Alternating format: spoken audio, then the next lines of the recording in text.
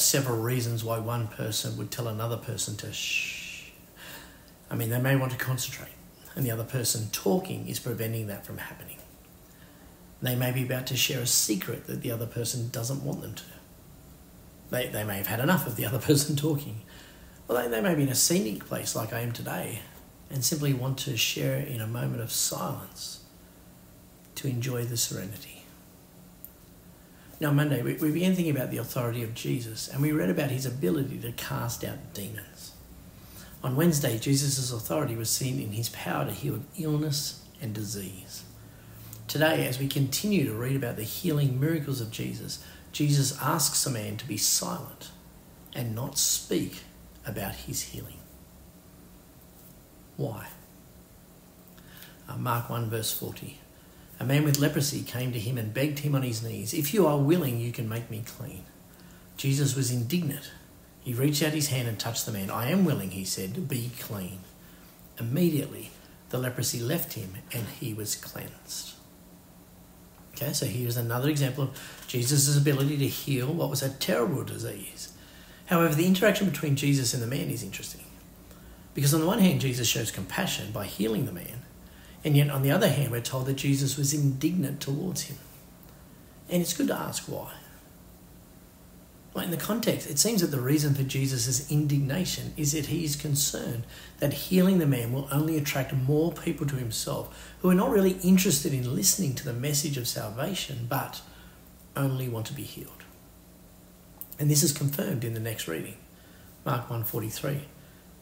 Jesus sent him away at once with a strong warning.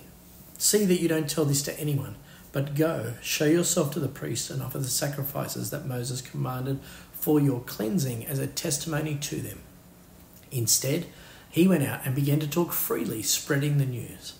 As a result, Jesus could no longer enter a town openly, but stayed outside in lonely places. And yet the people still came to him from everywhere.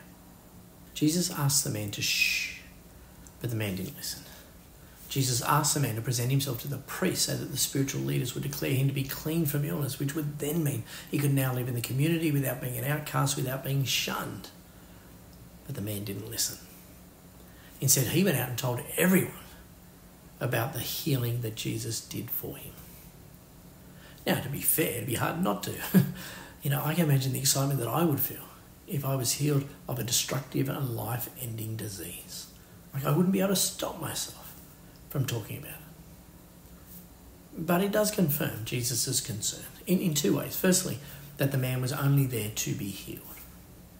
Now, it's possible that at some time later the man put his faith in Jesus. However, it seems from the context that it's also possible he didn't, because he certainly didn't obey Jesus' instruction to not tell anyone. Secondly, because he did tell everyone, it was no longer possible for Jesus to enter towns as freely as he did before.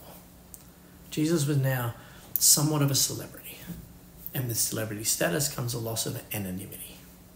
And so Jesus withdraws to places outside of town. But it doesn't stop the crowds from coming. Friends, it's interesting to consider the similarity between people going out to see Jesus and those who attend church gatherings. Because many people come to church because they've heard the words of Jesus and put their faith in him. But others come for different reasons. And so why don't you take a couple of minutes to consider what other reasons there may be for why people may attend a church gathering. And then pray and ask God to open their ears and open their eyes to the words of Jesus.